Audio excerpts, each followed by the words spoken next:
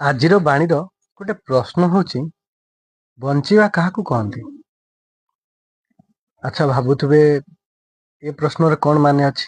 ଆଚ୍ଛା କହିଲେ, ଗୋଟିଏ ପଶୁଟିଏ ସେ ବି ବଞ୍ଚେ, ତ କେମିତି ବଞ୍ଚେ? ଖାଲି ନିଜେ ଖାଏ, ପିଏ, ଶୋଇଯାଏ, ୟା ଭିତରେ ତାର ଜୀବନ ଚର୍ଯ୍ୟା ସରିଯାଏ। ମନୁଷ୍ୟକୁ କେମିତି ବଞ୍ଚିବା ଦରକାର?